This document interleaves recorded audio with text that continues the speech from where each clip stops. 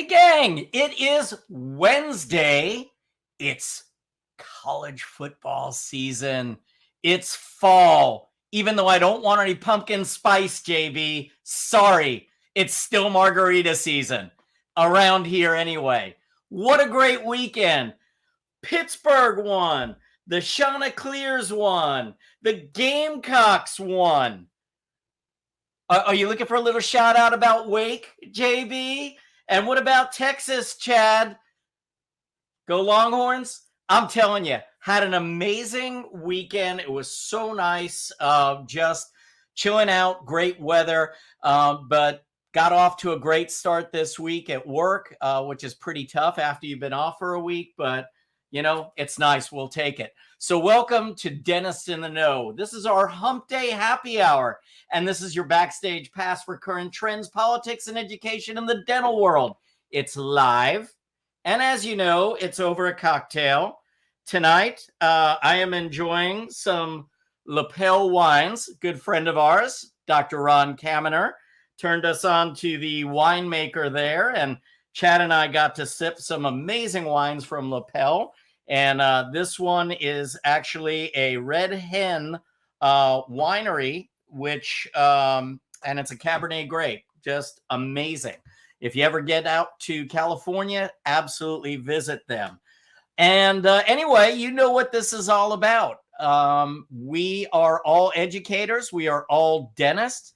We are all practice owners. I'm with my comrades here, Dr. Chad Duplantis and Dr. Jennifer Bell. And as I said, we are here to bring all of you in the know. First, I want to say hi to everyone because I haven't greeted everyone that's texting in. And I want to say hi. Deuce has already challenged me on something. I'm not sure what it is, but he's already challenged me somewhere. I want to say thank you to Q Optics and Quality Aspirators. They are, again, sponsoring the program tonight, which I am very excited about because you guys remember when I was at the COIS annual symposium, and I was so pumped up because I hadn't been there in a couple of years, and I just always come back from that so energized. And, you know, part of my thought process when I go out there is, what could he possibly do this time? What's he possibly going to lay on us this time to make it another symposium that we just all go home going, wow, that was pretty badass. And he did it again, but he did it again in a different way. I got to meet our guest tonight, Dr. Marta Revilla-León, and she is now the head of research and digital dentistry at the COIS Center.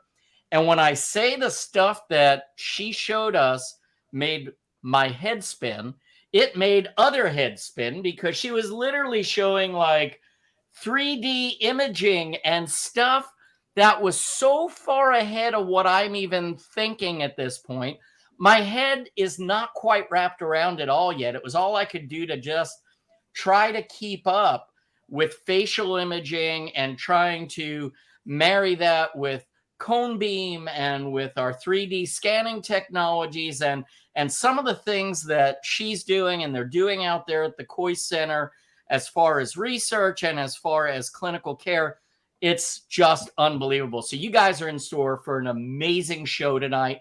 Can't wait to talk to her. But first, JB, I think you have some news for us.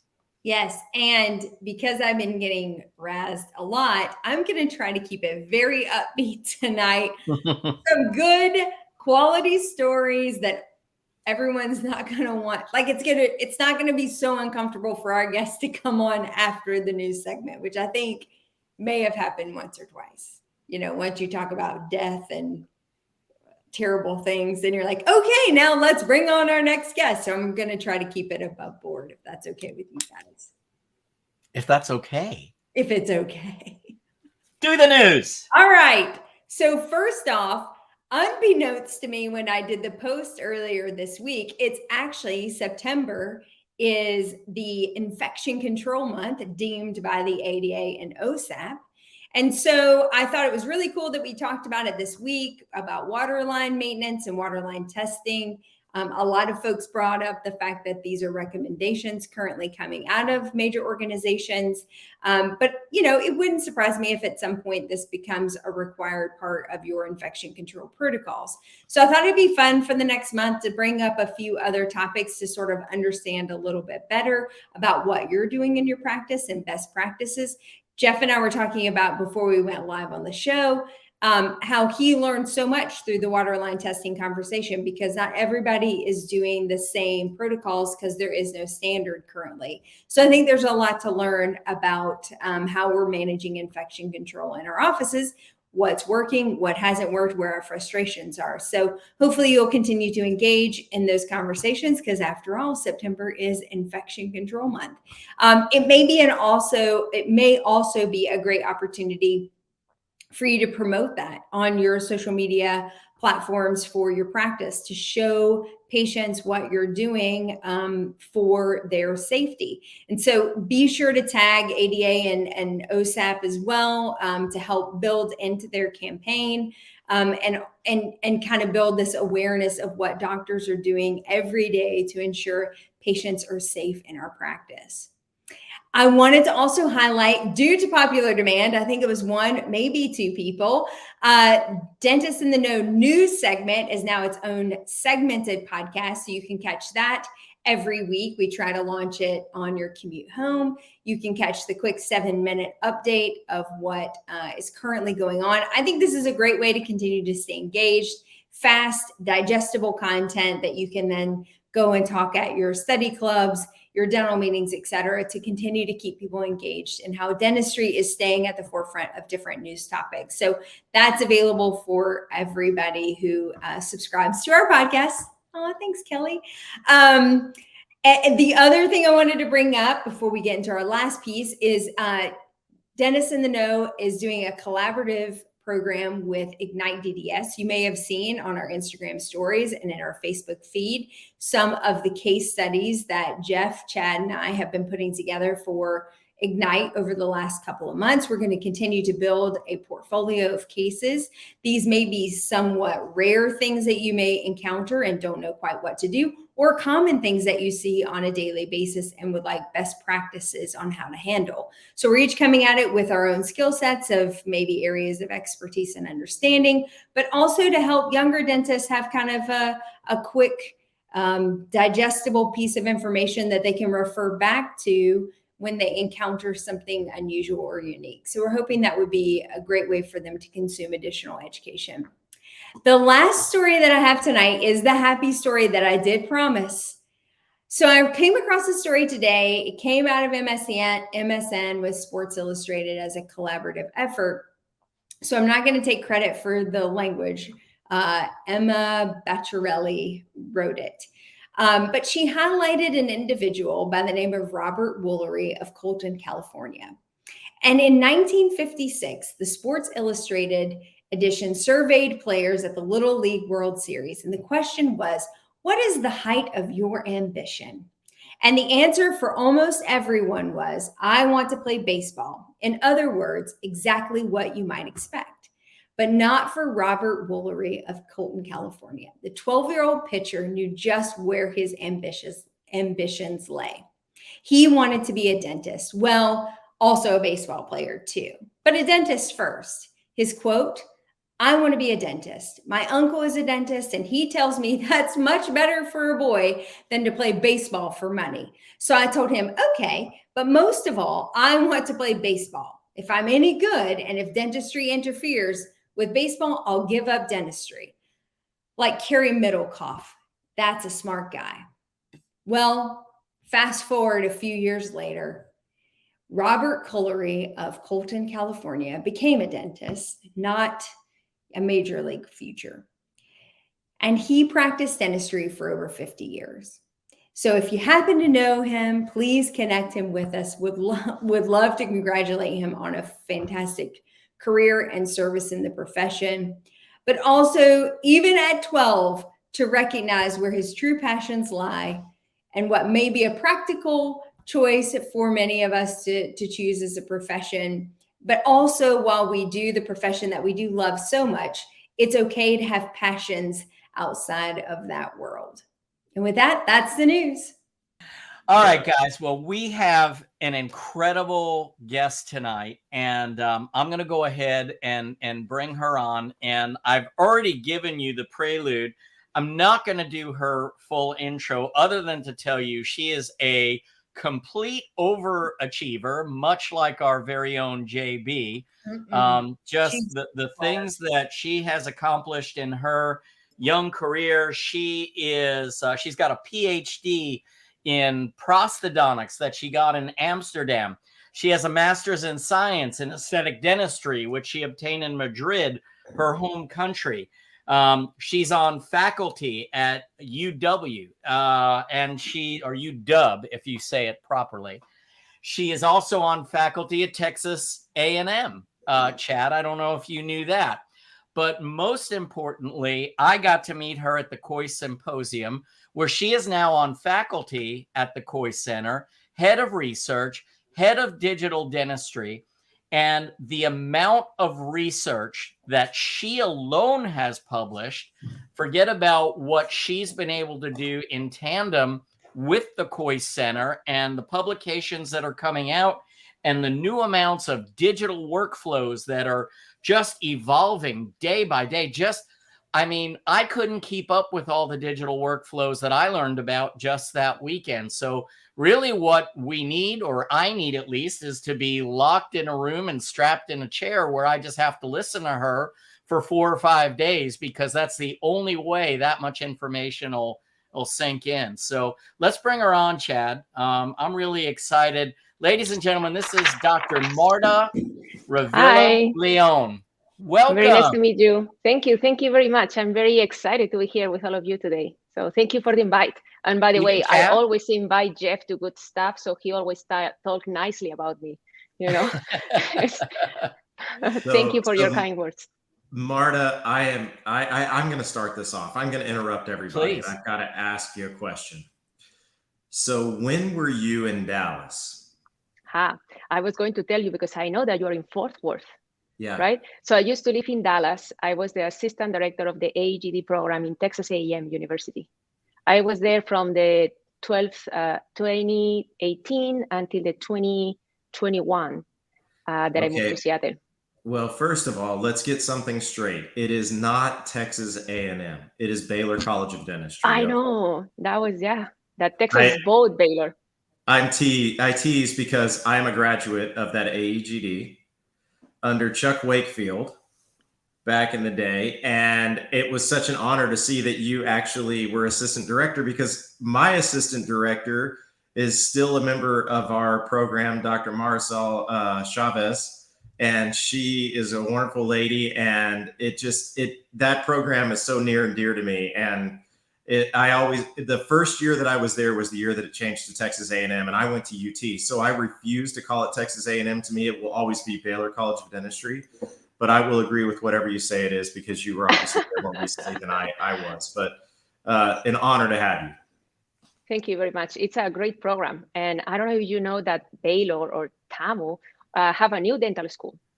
Yes, I did amazing. Know that. It's very nice, new building. Yeah, it's a very nice school. Very, very cool. So Marta, tell us a little bit about your journey. First, I want to go way back, because I really don't know that much about your past. I know who you are now, and I know what the cool stuff that you're doing is, but I'm sure a lot of people would like to learn. First, what got you interested in dentistry? How did you choose the path of prosthodontics? And then what made you dive into technology and digital dentistry the way that you have? Actually, I have a very similar story than you. I didn't want to be a pilot, but I always wanted to be an architect. And don't ask me why. When I was 14 or 15, then I changed. It's like, I want to be a doctor. And then after, it's like, I want to be a dentist. So then I started dental school, and actually I love it. The first 3 years is more like general, more medicine. And then when you go to the 4th and the 5th year, it's more focused in dentistry. So I think that the more I knew, the more I like it. Plus, you don't know that much when you're in dental school. But anyway, so I did dental school in Spain. I am originally from Barcelona, but I moved to Madrid when I was 9 because of my father's job. So you know that Madrid and Barcelona are very competitive cities. Mhm. So all my family is from Barcelona. So in Madrid, I was so proud to be from Barcelona. But anyway, so I did my dental school there. Then I did a 3-year program in aesthetic dentistry, which I think is a very nice program, not because I did it, just because it gives you a nice overview of the facial analysis, you know, the wax up. And then I started doing very minimum touches with intraoral scanners. We have a true definition there, you know, the one that you spray the powder. So it was very painful. We didn't use it that much. And then after that, I started working in private practice. And then after working several years, I was like, oh, I don't have that an amount of knowledge for big cases, or felt like there was a bit of misknowledge in some things that I was doing. So I was looking for more training. So I was lucky enough to get in the grad pros program at the University of Washington here in Seattle. So I moved in 2010 here to do the grad pros program. And then you know that in pros here, you do all the lab. The only thing that you were allowed to send it out, it was for fabricating the metal frameworks of the RPDs, because we couldn't cast it in the program. Mm-hmm. So in that program, I get in touch. We have the true definition as well. We were doing our own designs of the bars in our CAD in the Nobel program. And then I went back to Spain. And then in Spain, I started working in private practice. You know, I was starting having some feelings with the CAD because I did some in the pros. And then in Spain, when I was in private practice, I think it was a very big thing in Spain in that time. Was 2014, 2015 with digital in general. So in the practice that I was working, it was so focused trying to digitize everything. So I had a friend that he is a dental technician, and actually he has a 3Shape Academy. So I was working with my trios, trying to figure out what I was doing. It was kind of hard because I didn't have, you know, that amount of knowledge in digital. So I went one day a week to the lab, trying to learn something, trying to learn with 3Shape. Then I did ExoCAD Academy. And then in that point, you know, you start like doing things like, oh, it's working, but how does it fit? Is this good? You know, you start having like a lot of questions, like to know what is going on. So that's how I started to get into the research. I started like trying to figure it out. If we find articles, reading articles to see what I was doing, it was predictable. If the fit was good, I don't know, just, you know, trying to go through that process. And then I started connecting with different people. So the thing that the most important people that impacted in my life at that time was a faculty from the Zurich University and from the ACTA University in Amsterdam. So with those conversations, they offered me the possibility to do my PhD in digital, which I thought it was kind of cool. Like, of course, you know. So I was 2018 or something. And then I started doing my PhD with them, doing some research, contacting, manufacturers, doing that stuff. And then at that time, I was also about to buy a private practice. So I was working in a practice, and then the owner was interested in transition the practice. So I have a crisis moment in my life, decided what should I do? Should I practice? Should I buy a practice? And then I got offers to work in the US as a full-time faculty. So I was trying to figure out what to do. And I thought that a PhD with my training, a US could be a good option. And as I always tell my family, and if it goes wrong, I can always go back home. So I moved to the US. That was in 2018. And then I started working in Texas A&M or Baylor. and then I started like doing more research. My network increased more. So I finished my PhD. I did much more publications because I increased my network with different people from Tufts, from Harvard, the UW, Zurich, ACTA, different people everywhere. I think that is one of the things that we did good, that we have a team of people distributed, that if I have, it's not my strength, I have somebody that can help us to develop the project. I have engineers helping us, or a statistician, or a private practice that is, has a different experience than us. So I think that is one of our strengths, that network that we build up over time. And then one day, I think I told you the story, Jeff, I'm not sure. One day I was working in Texas A&M and I got an email from John Coyce. So you just get nervous, like, oh, an email from John Coyce. And then I opened the email, and then he was asking me something about a publication that two numbers didn't match in the text, in the results, and in the table. So he was just wondering which one was the right number. And it's like, wow, if he says that, it should be right? So I went and I read the article, I looked for the mistake, and he was right. There was a mistake in the table. So that's how we start talking with John. So we have our Sunday mornings coffee time, our Zoom meetings, like, talking about intraoral scanners, like what we know, what we don't know, what we can do. And then we start doing research together. And then one day I got an offer to be the director of a program in the university in the US. And then I asked John, do you know about the program? What do you think, what I should do? And then we were just talking.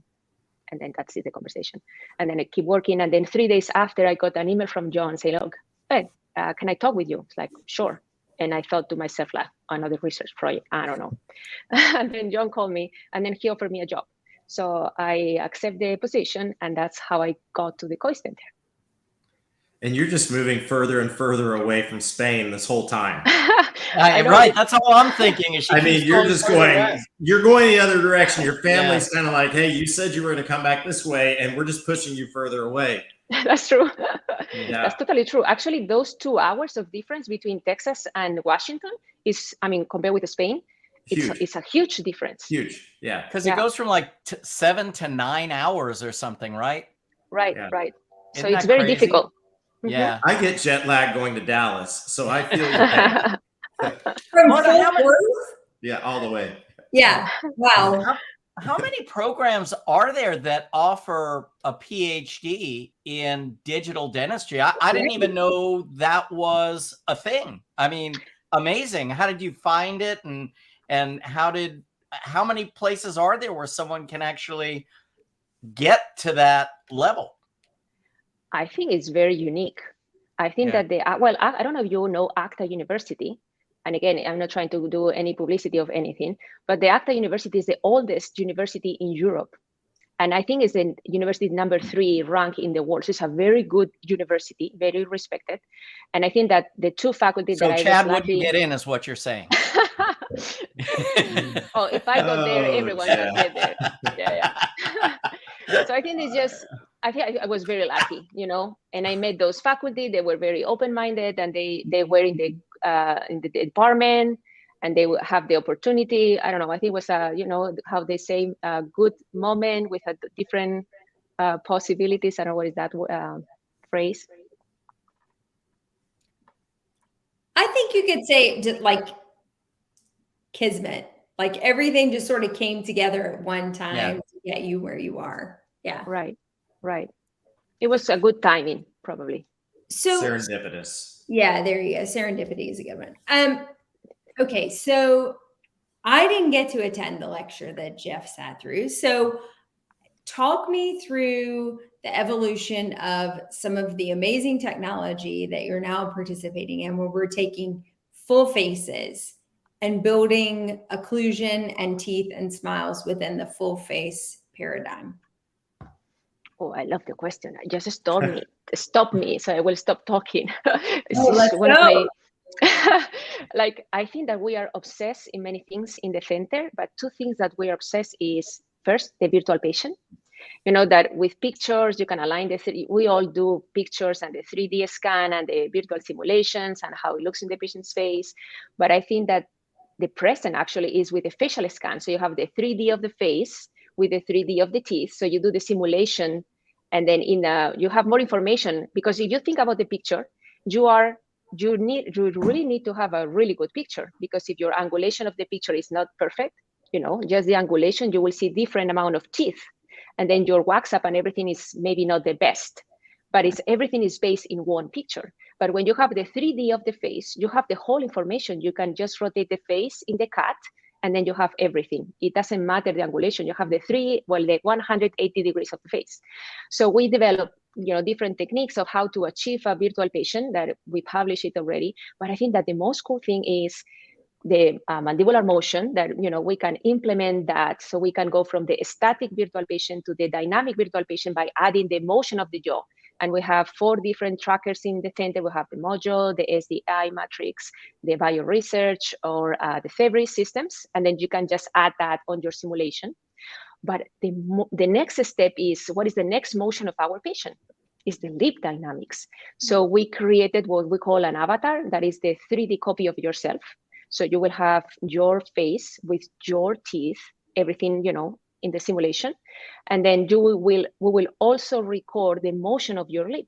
So when we're doing that alignment with your wax up and your simulation of the treatment, it's not an static visualization.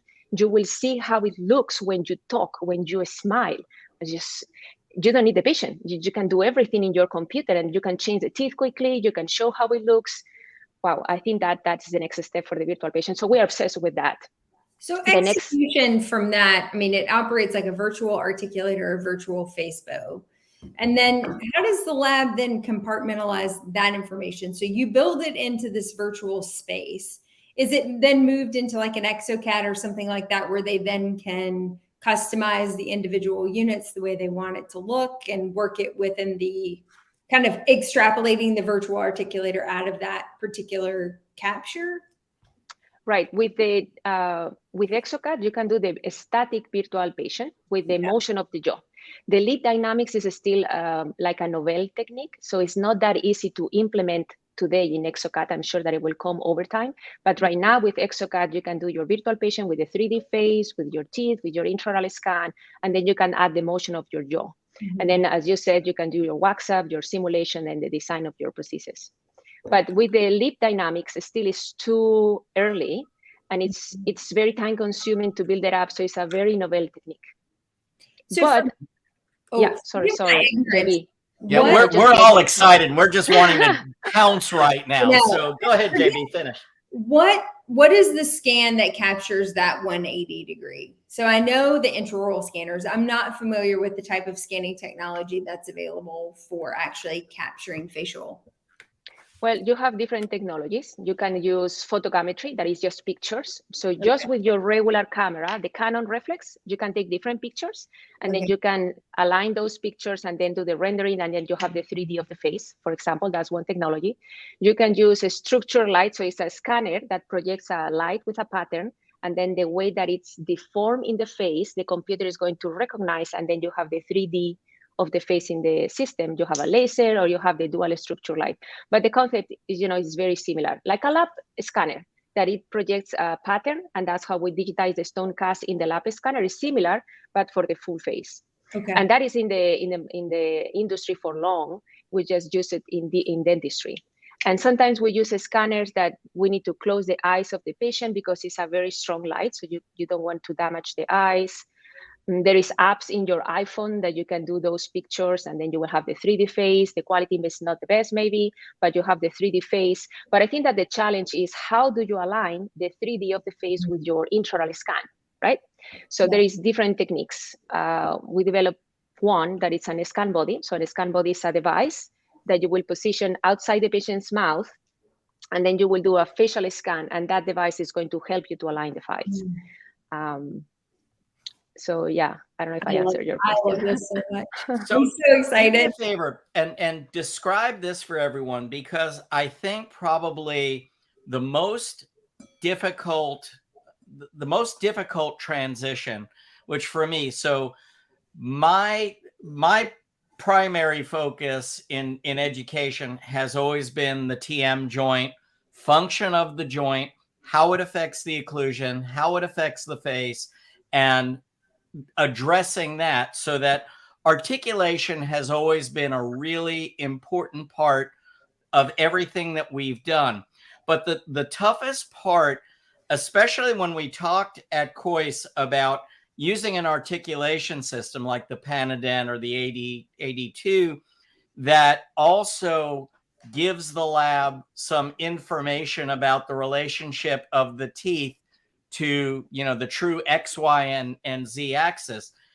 The biggest question that I hear is, how is it even possible to take an articulation system, take a facebow, and then make that facebow, which is analog, transmit to something that is now a 3D image? In other words, how do I take that, whether it's a COIS dentofacial analyzer or whatever facebow system you're using, how do I take that piece of analog dentistry and have it move over to a 3D piece of digital information that can be incorporated with my intraoral scan or with my cone beam image? I know it's a complicated question, but what is, I think that's the biggest disconnect we have now in dentistry. Everyone knows how to do a digital scan. Everybody knows how to take a cone beam, but taking information from a facebow of some type and relating it to how the teeth fit in the face, I think that's the toughest step for most dentists right now. So could you somehow simplify it for most of the people out there? Or, I mean, this is a short program, but what's the best thing you could tell us about that, or about getting started in that area of dentistry? And an extension to that to think about as you're answering that question is, are we going to eventually be able to bypass the step that Jeff talked about through facial analytics and scanning? Well, it's not an easy question, but I will try to do my best to keep it a simple answer if I can. First of all, it took me 10 minutes to ask the question. There's no way you can answer this quickly. She gets 20 to answer. If the question is 10 minutes, she gets 20 to answer. Yeah. These are the rules. Okay, I will get that.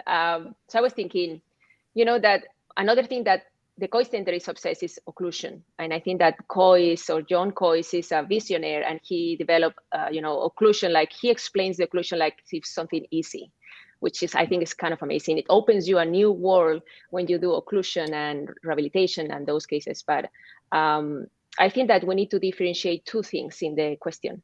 The first one is you as clinician, and then the other part of the equation is the dental technician that is part of the team.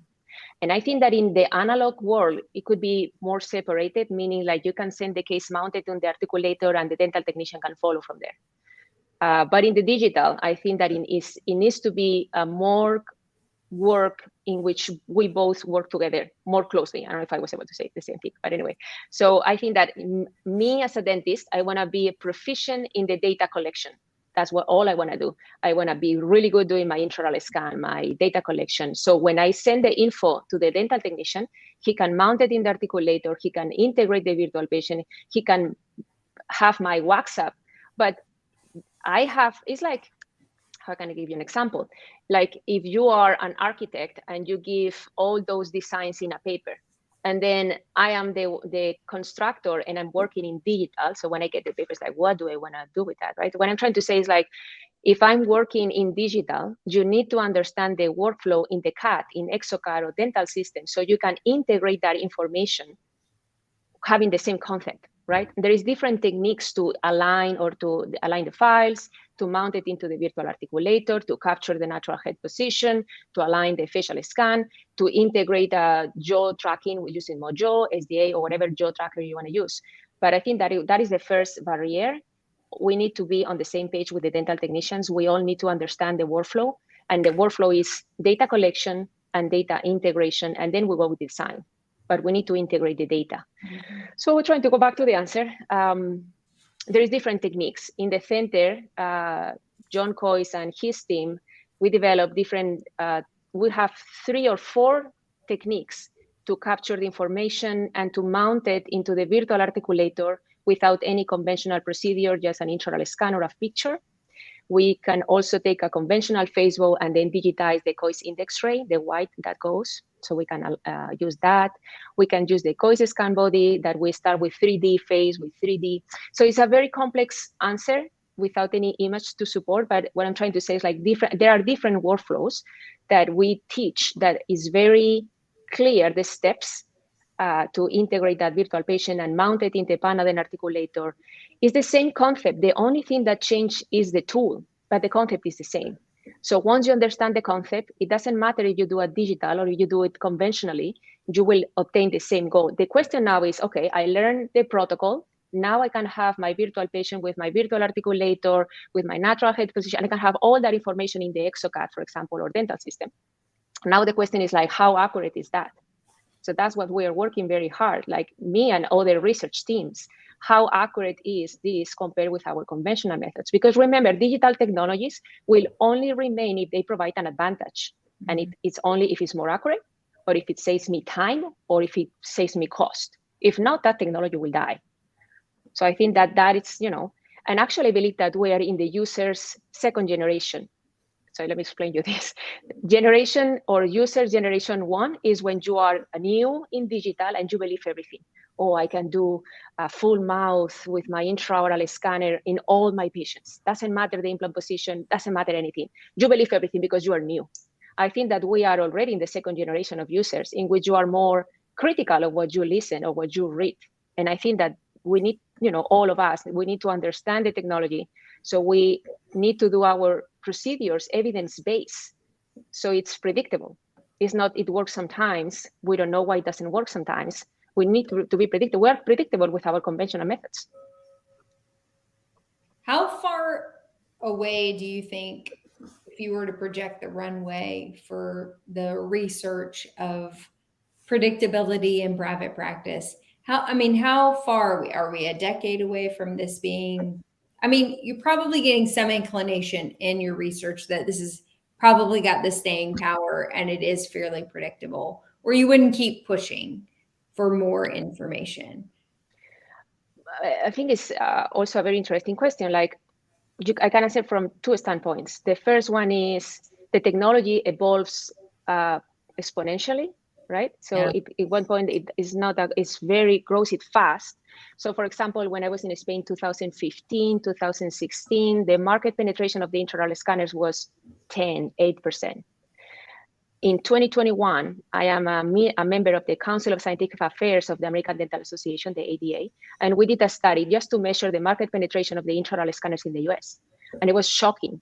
53% of the participants were users or owners of an intraoral scanner, and it's a huge number. And remember that the US normally has been behind Europe in intraoral scanners implementation, normally. And I think that we are reaching now the same numbers between Europe and the US. So it's very difficult to predict where we are going. I think that technology is unstoppable. And I think that the question is me as a dental professional, and if I am still in an analogic world, the question is when I'm going to digitize. I think that you don't have to digitize always. Like if you are a dentist that is thinking to retire in 4 or 5 years, your dental technician is analogic as well, you're good with your conventional procedures, you may not need to digitize your practice. But if you are younger, as we all are, right, and we want to be in the market for long, I think that it's not only me that I will push myself to be digital. Also, the market is going to push me because manufacturers are pushing me. It's a lot of the laboratory is going to change and it's going to migrate to digital because it's more cost efficient for them too. So if I am analogic and my lab is moving to digital because for them it's cheaper, and for them if they save human errors, they're going to push me. They're going to say, don't sell me the stone cast, So I think that everything is pushing us to the digital. So I think that the more we do, the more we know, the more we evolve, and the more research will come as well. And actually, I think that also AI is going to change crazy. We're doing also different projects with AI with different companies. For example, we're doing a study just to measure the accuracy of the caries diagnosis using periapical and bite wings X-rays. So for us, we are in a generation in which you will have a software in your practice, and it's going to, you upload the X-rays of your patient, and you will say, oh, you have caries here, here, and here. You will still think, is that true? Let me check the X-ray, right? But I think that younger generation, it will be implemented since day 0 in dental school. There is no question. And practice, actually, I think that AI is going to be very efficient at that point because it will be a lot of X-rays and a lot of, it will be very accurate. So I think that technology is unstoppable, and I don't even think how dentistry will change. We cannot even predict how things are going to change like crazy. We may print teeth. I don't know, we're printing zirconia already. We are printing lithium disilicate. Like we're printing tissues, I think it's just going to change like we cannot even imagine.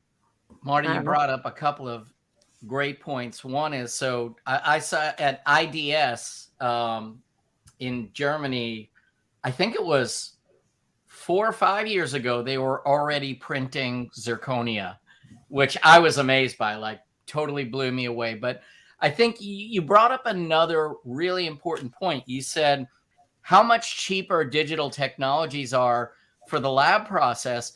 But I think one of the reasons that we're seeing the penetration into the US market the way that we are is really it is cheaper for dentists to be providing services digitally. I mean, when you start adding $40 or $50 impressions up, that adds up to a payment on a scanner pretty darn quickly, you know, and so I think it's something that most dentists realize now.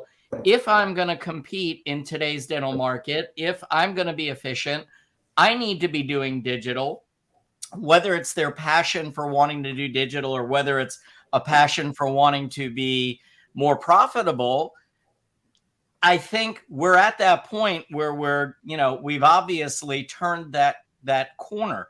So my question is this, is someone that wants to take that deep dive into digital technologies, and where do I start and how do I learn basic workflows? What would your recommendation be there?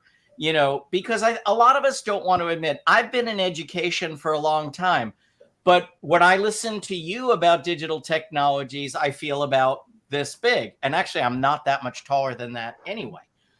But honestly, I do. I feel like there's so much I need to learn.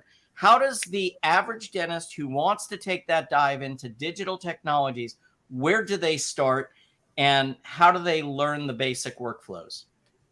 So I think that the first question, every time that I get that question, I always ask who you are, meaning you are a restorative dentist that 80% of the interventions that you do is direct restorations. You are a prosthodontist that do 20 full mouth cases every month. Because depending on what you do or what is the biggest interventions in your practice, you know, you may do different things. So for example, if I'm doing a lot of ortho and I'm going to do a lot of aligners, maybe I choose one scanner versus another one. But if I'm doing a lot of single crowns or short span fixed dental prosthesis, I choose another scanner. And then I may want to mill my restorations in my practice, or I may want to, outsource that. So it depends on what you do. The things that you can implement in your practice is different, or you may address that differently. And then another thing is the same thing with manufacturing. I think that it's a very hot topic today, printing. Like it looks like we need to print everything in our practice, you know, and I've always tell people I've been through that phase in which I have, I don't know how many printers, I go to the lab, I print, and I mess it up with everything. It's not as easy as we think, in my humble opinion, to print well. You have to have a lot of control, like the temperature of the room, the printer needs to be calibrated, you need to print with the specific printing parameters, and then the post-processing, rinsing, curing. If you change anything of that, the outcome is different. For example, in Europe, is a new regulation that is not in the US yet, in which if you have a printer and you print a medical device, such as a surgical implant guide, you are printing or fabricating a surgical medical device. So in order to ensure the mechanical properties and of that device, they only provide a closed system, meaning you cannot touch anything of the printing parameters. You just need to follow the printing parameters that your manufacturer tells you, and then you need to follow strictly the rinsing and the post-processing, the curing, so you don't change the mechanical properties, just to ensure that your medical device has the properties of the FDA approval, or in this case, CE approval. So what I'm trying to say is, like, this is one thing. And the other thing that I always say is, if you're a dentist and you have a lot of time, or you love to do this kind of procedures, then you will employ your time, like after work, in the weekend, or when your patient cancels or something. But if not, your time as a dentist is more efficient in the chair. You are trained and you have a lot of challenges just doing it well on your patient. At least on my hands, I still have a lot of challenges. I still need things to learn to have a good outcome with my patients. So I think that dentists are more efficient working in the chair. Another is not the same. I'm not saying that you shouldn't learn. I already told you, when I was doing pros, I did all the lab procedures, and it gave me a very good training to understand how things are done, the things that can go wrong, so I can have a better communication with the dental technician when he explains me something, or she, So I think that learning is necessary, so you understand the risks or the advantages or what you can do in the CAD or with the milling or the printing. But I don't think that as a dentist, we should do that. So that's when I think that is kind of the other part of the team, that is the dental technician. He or she is going to handle the CAD every day, so they are going to be more proficient than us. They have a really good control of the printing or the milling. So that is one thing. And then the other question regarding the training, we are working very hard in the COIS Center to implement all those digital workflows in our courses. We are starting not only testing our protocols to make sure that you have a predictable result when we implement, you know how John COIS is. If you implement anything in the workflows or in the courses, we have proven that it works and it's predictable. So that's what we're working very hard with our research projects. We try to find projects that are applicable today in the clinic. So when you follow our protocols, you are predictable. So I will tell you, just come to the center so we can share with you our protocols. You are free to adapt it or not, but we will share our knowledge. And then I was going to say something else and I forgot. That happens to me time to time. Well, I mean, I don't know if this is connected or not, but can you explain to me the research grant that's coming through the COIS Center as well? Oh yeah, thank you for the opportunity to explain. So we developed the COIS Research Grant on digital technologies. So it's only eligible for graduate students in prosthodontics in anywhere in the world, US, Canada, or Europe. So if you are a grad process student, you can apply and we give $10,000 to develop a research project. And I think it's just amazing. When I was doing pros, we didn't get any financial support. So it was super hard to develop that. Yeah. So we developed this, and then application, by the way, is at the end of this December 2022. And then we will announce the winner in February 2023. So it's open right now, the application time. And we're just giving we are facilitating the development of more research projects, always focus on digital technologies for the development of those technologies in prosthodontics. Marta, is it easy to find information? Because I would love to post that in a couple of places where we know both young grads and are hanging out. So would love to put that out there so they know it's available. Oh, thank you very much. I will share with you the link. It's in the webpage of the COIS Center. Okay. And yeah, all the information is there. Yeah. The other thing too is, I would like to impress. So how long have you been now at the COIS Center? In October, it's going to be 1 year. Okay. So in 1 year, the COIS Center has been published in 40 peer research journals just on digital dentistry. Now, I'm not talking about anything else other than digital dentistry. 40 peer-reviewed journals, and you've developed 14 different workflows to this point in 1 year. First, how is that possible in 1 year? Great question. Because literally, I get to have 3 staff meetings in 1 year. But aside from that, how can our viewers use the COIS Center as a resource to learn more about these publications and possibly future educational opportunities? Well, I think that one of the keys for that amount of publications is that we develop that network over time with different people everywhere in the world that help us to develop different techniques, different measurements, different knowledge, and then we help each other. So we have been very effective. So we are very proud of that. Plus, now that I'm in the COIS Center, COIS has super nice ideas. It's, so it's very challenging working with him, but also it's very fun. So we're doing a lot of projects together.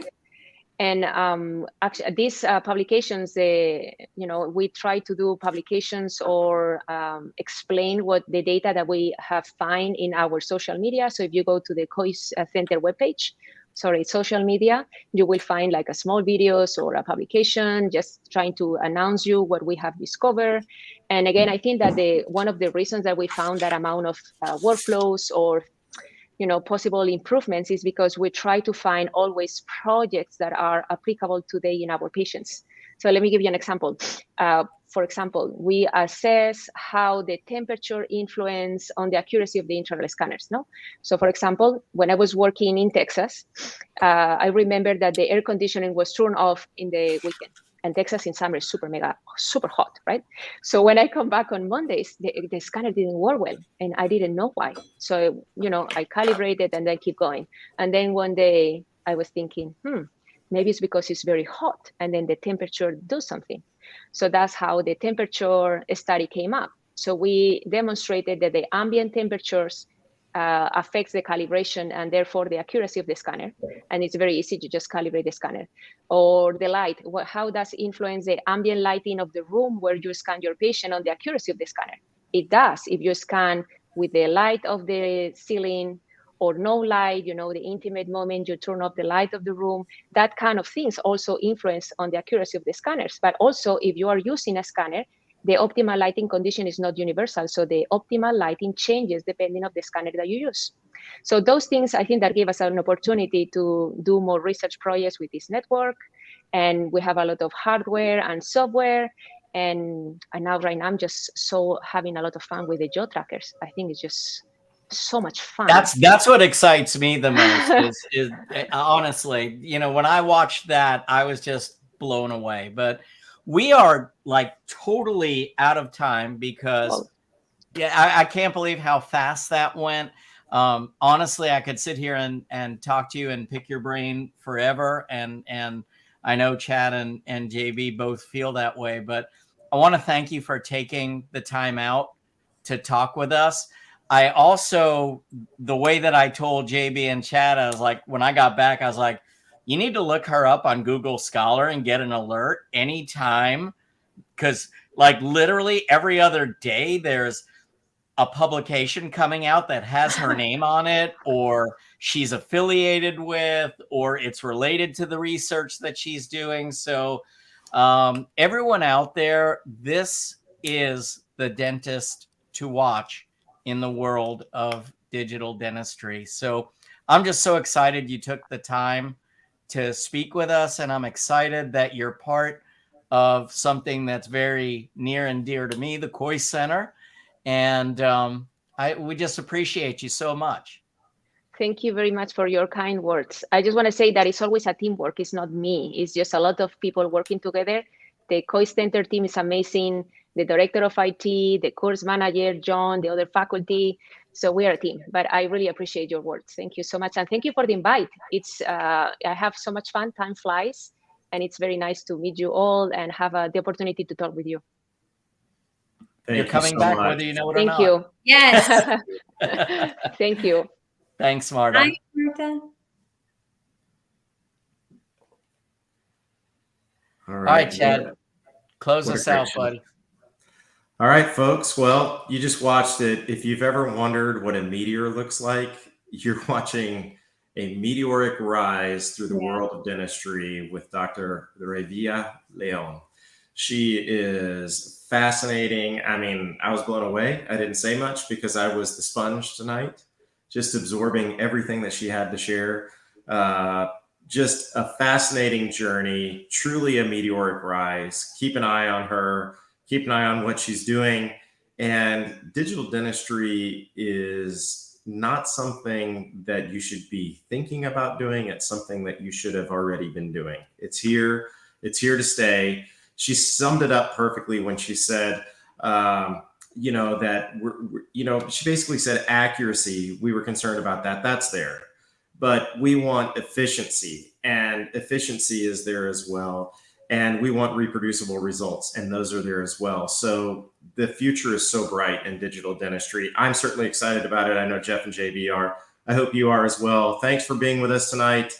And we look forward to seeing you every day, but most importantly, next week. See you next Wednesday. And that wraps up another podcast for Dentists in the Know. On behalf of Dr. Jennifer Bell, Dr. Chad Duplantis, and myself, remember that we've got a great profession, so let's make it a great day, Dinks.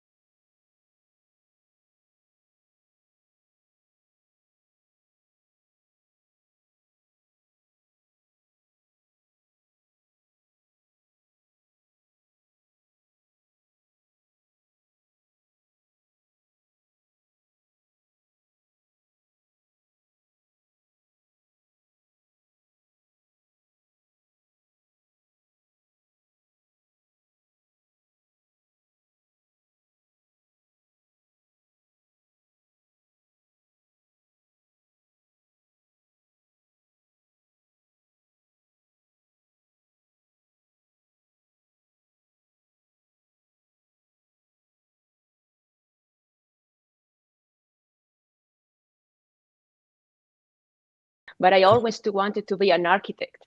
And don't ask me why. When I was 14 or 15, then I changed. It's like, oh, I want to be a doctor. And then after, it's like, oh, I want to be a dentist.